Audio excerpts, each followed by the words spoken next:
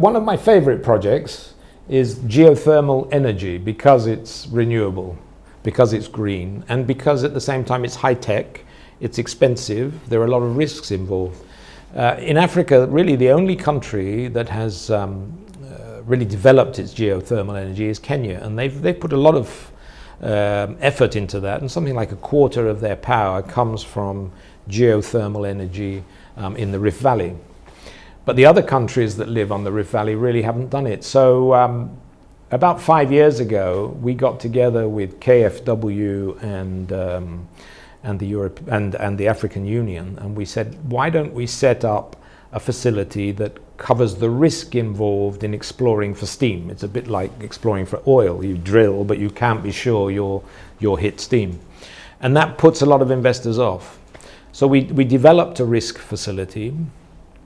And when we launched it at the end of 2011 in Addis Ababa, we had limited it just to 4 countries because we didn't know how it would work, and we wanted to trial it on a pilot basis.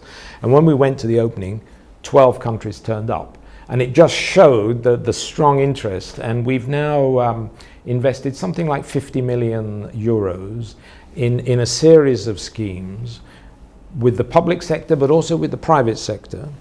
And now the investments are starting to come in, that they've done the exploratory work, which we've supported, and they're now ready to move on to the production stage.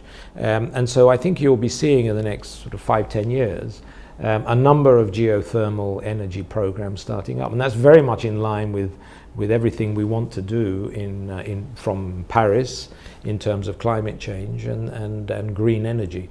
Now, it's not you cannot replicate it everywhere. It just happens on the Rift Valley. There is this strong potential for geothermal.